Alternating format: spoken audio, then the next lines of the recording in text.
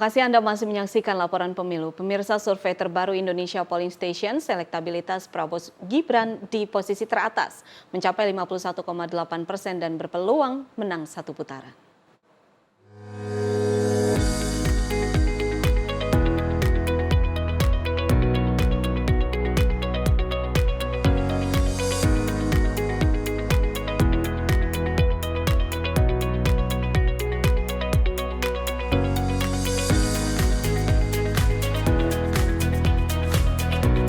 Peneliti Indonesia Polling Station Alvin Sugianto mengatakan, sebanyak 51,8% responden memilih pasangan Prabowo Gibran, sedangkan Anies Baswedan Muhaimin Iskandar berada di urutan kedua dengan elektabilitas suara sebesar 21,3%.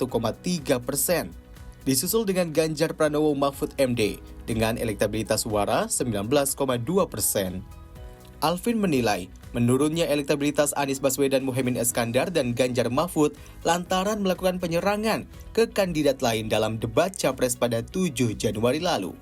Menurut Alvin, jika strategi menyerang kandidat lain terus dilakukan, Pilpres 2024 mendatang dapat dimenangkan oleh pasangan nomor urut 2 Prabowo Gibran.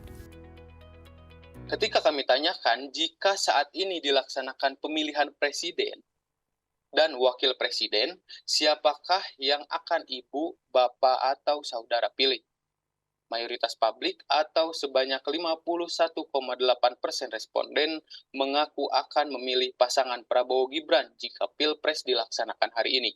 Sedangkan 21,3% responden mengaku akan memilih Anies Caimin. Dan 19,2% responden memilih Ganjar Mahfud. Sisanya tidak menjawab pertanyaan yang kami ajukan. Survei terbaru Indonesia Polling Station ini dilakukan pada periode 7 hingga 13 Januari 2024 di 38 provinsi, dengan total 1.220 responden. Pengambilan sampel dilakukan dengan teknik acak bertingkat ataupun multi-stage random sampling. Survei dilakukan dengan teknik wawancara telepon dengan bantuan kuesioner, sementara margin of error survei kurang lebih 2,8% dengan tingkat kepercayaan 95%. Demikian laporan tim berita Garuda TV.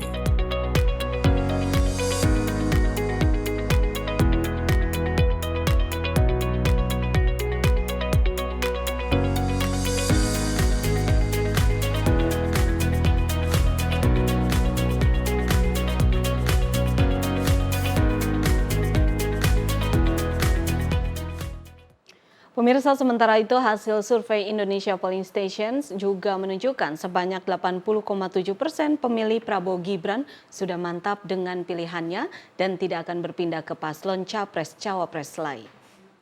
Kemudian ketika kami tanyakan apakah ibu, bapak, atau saudara sudah mantap atau masih mungkin berubah dengan pilihan tersebut, hasil analisis IPS menunjukkan bahwa pemilih Prabowo Gibran merupakan pendukung paling loyal dengan 80,7% responden mengaku sudah mantap dan akan memilih pasangan pilihannya Februari nanti.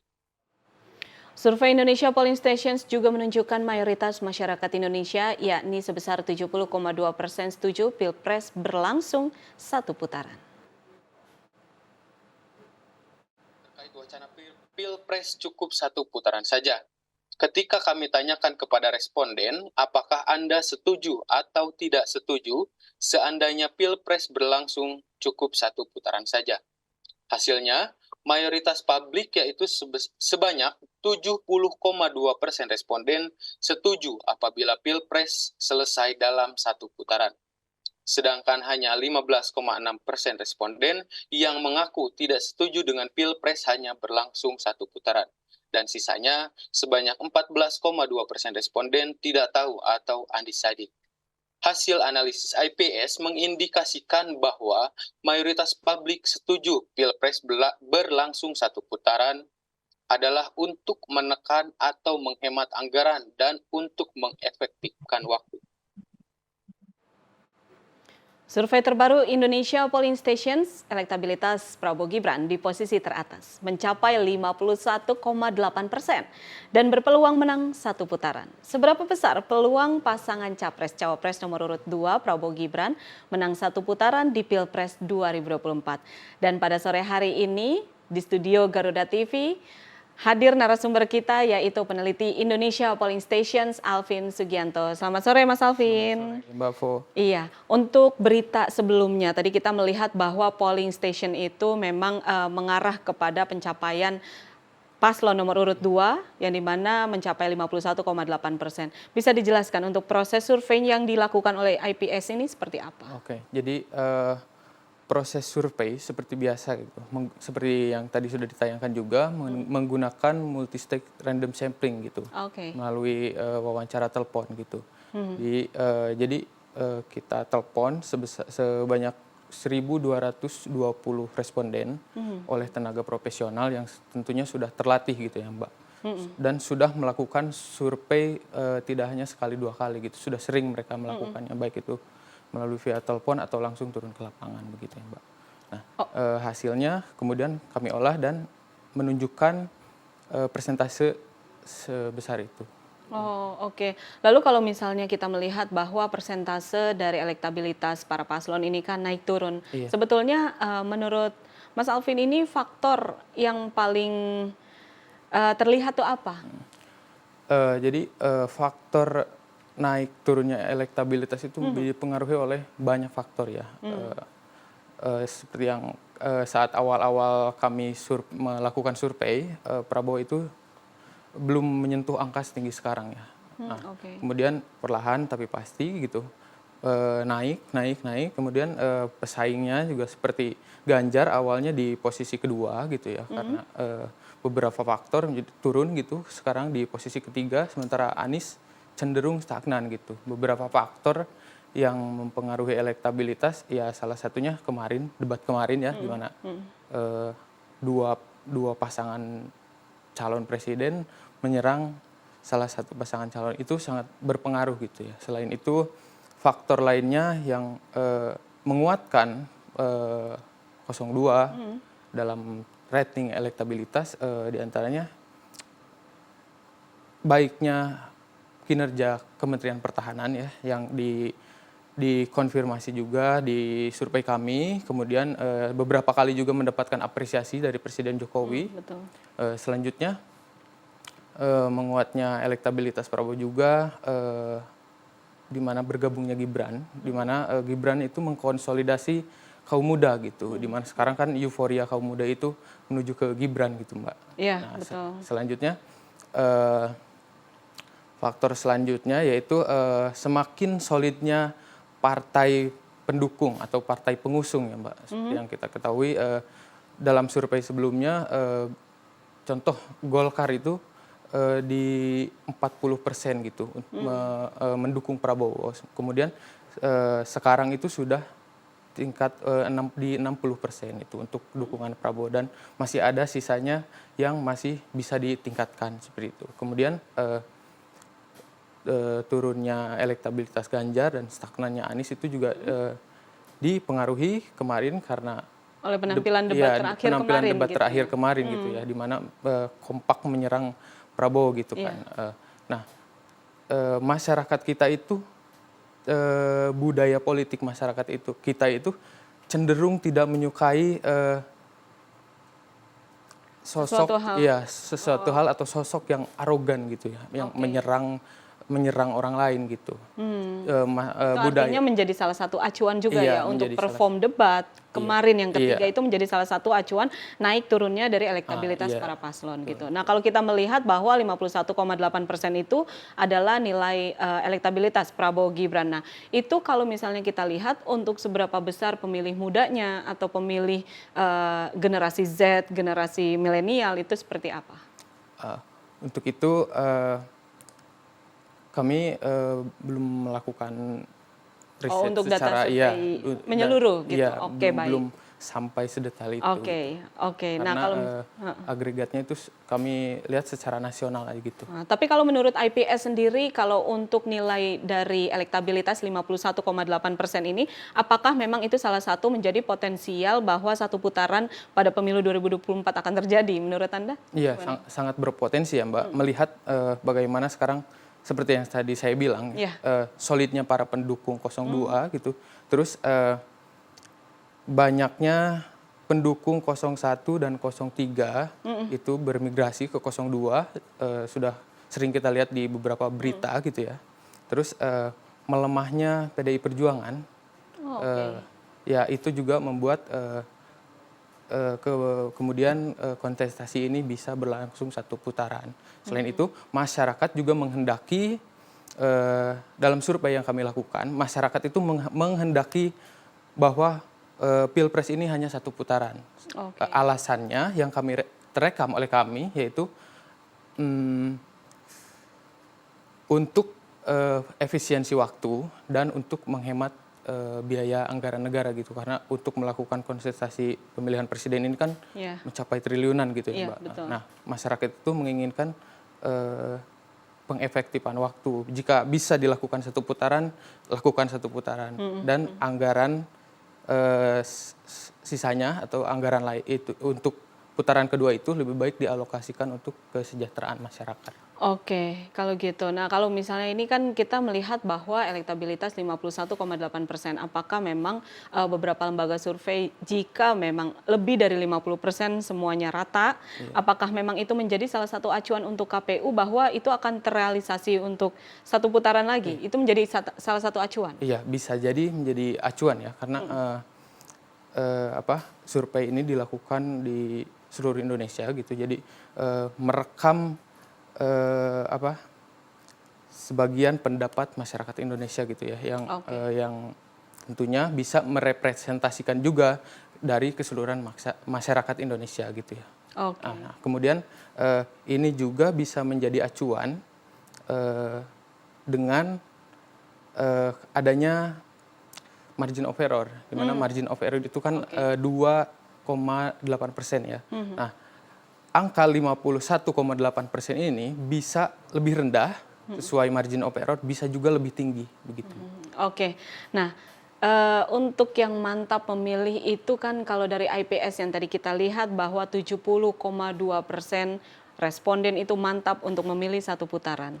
Nah, itu alasannya apa dan seperti apa? Jawabannya nanti usai jeda kita akan lanjutkan kembali diskusi kita mengenai elektabilitas Prabowo. Ya, pemirsa, kita akan lanjutkan kembali dengan informasi dan diskusi masih bersama Mas Alvin. Untuk itu tetaplah bersama kami di Laporan Pemilu.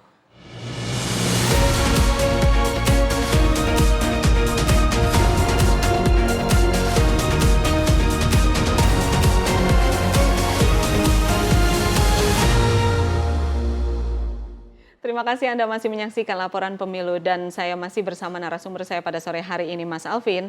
Tadi kita membahas mengenai 70,2% pemilih yang mantap untuk melakukan satu putaran. Nah, itu alasannya sebetulnya apa?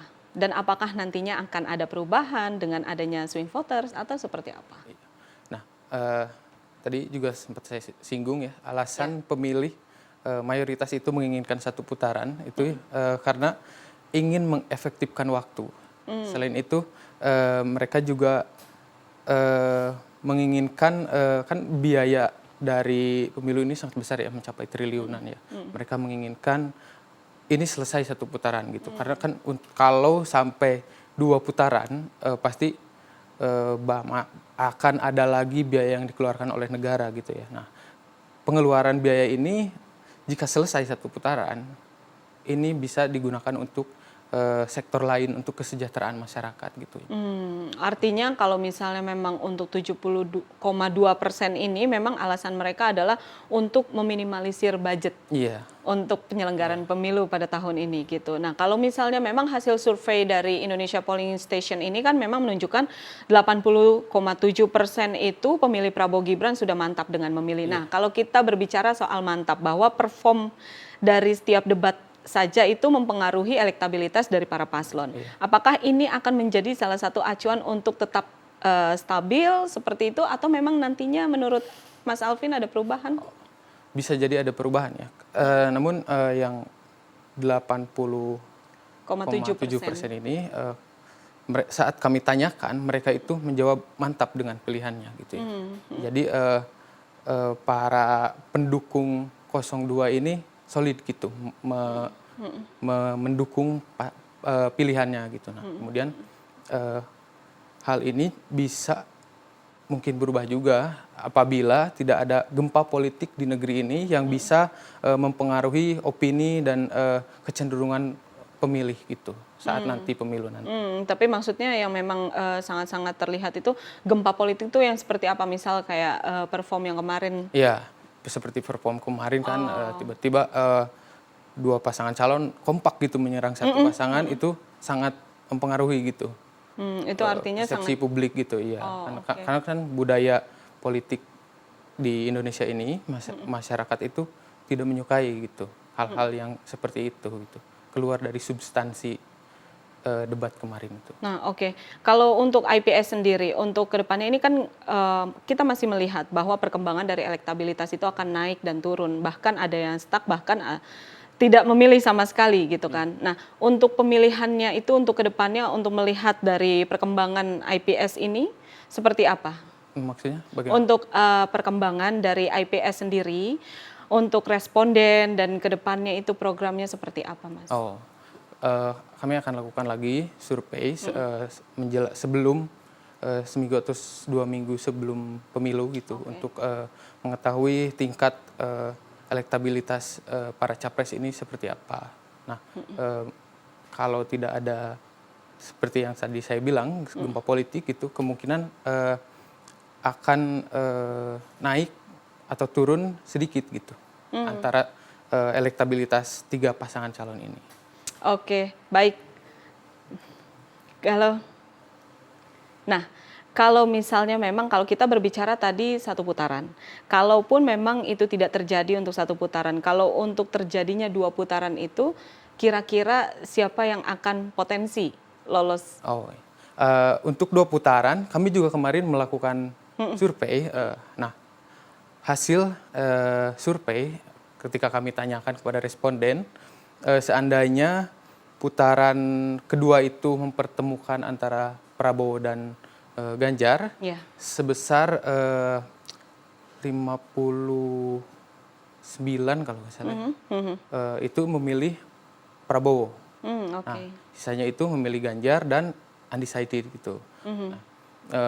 Pendukung Ganjar ini, pendukung Anies cenderung akan memilih Ganjar pendukung Anies cenderung akan memilih Prabowo di putaran kedua. Ketika kami tanyakan juga kepada responden, seandainya saat ini dilakukan Pilpres putaran kedua, siapakah yang akan Anda pilih antara Prabowo Gibran atau Anies Caimin? Nah, mayoritas masyarakat juga itu akan memilih Prabowo. Nah, jadi sekitar 60, berapa persen gitu, saya lupa. Itu akan memilih Prabowo. Nah, 30, sekian persen memilih Anies dan sisanya undecided gitu. Nah, pendukung Ganjar seandainya Ganjar tidak lolos ke putaran kedua, itu juga akan berpindah ke Prabowo. Jadi pendukung Ganjar sama Anies itu seperti minyak dan air gitu, yang tidak bisa bersatu gitu.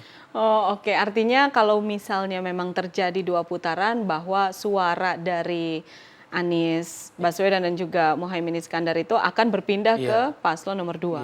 Gitu. Artinya memang kalaupun memang 1 putaran atau 2 putaran berarti yang potensial itu adalah suara di 02. 02, iya. Oke, baik. Terima kasih Mas Alvin untuk diskusi kita pada sore hari ini. Sehat selalu.